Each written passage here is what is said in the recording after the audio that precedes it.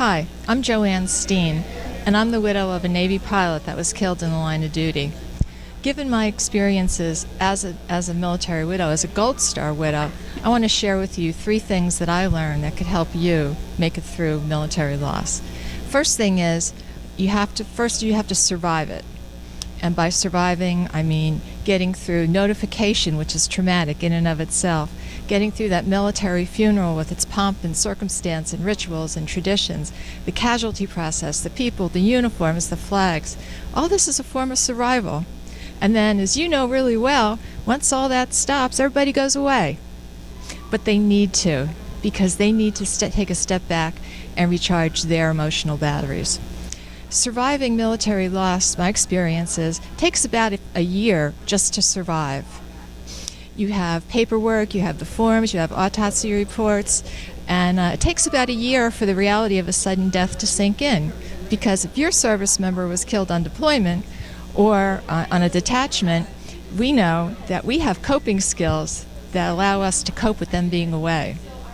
So at some point in time, you're going to realize that his loss or her loss isn't a deployment, and he's not coming home.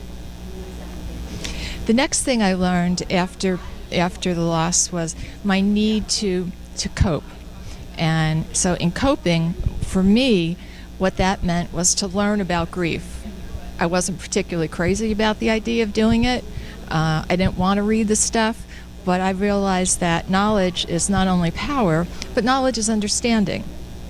And I needed to understand the chaos that my life had become.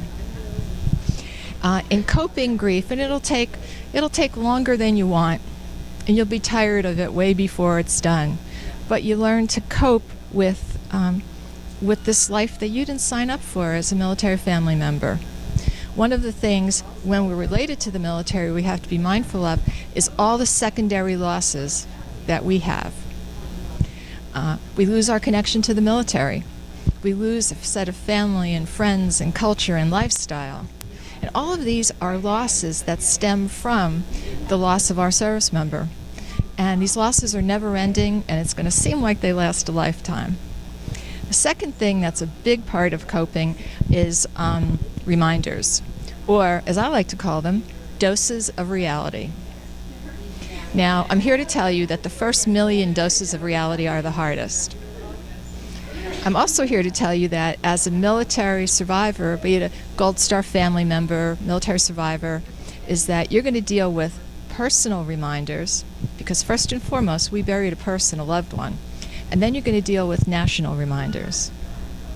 And anybody who's experienced a military death and is a Gold Star parent knows you can look at the flag flying one day and get tears in your eyes.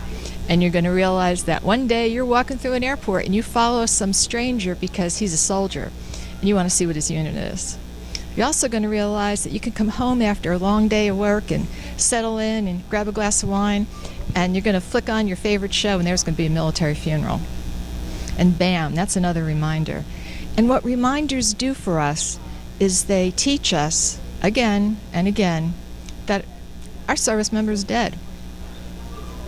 The last thing I learned, in addition to surviving the loss and then coping with that grief and coping with the pain and moving through it, is to start to develop the resilience to move forward in life. Notice I didn't say moving on. Gold Star families don't move on, because that implies we're leaving the past behind. We move forward, and we take with us the spirit and the memory of our service member. So look for ways to develop resilience, and you'll hear about eating better and exercising, and all those good things are good, and they're needed.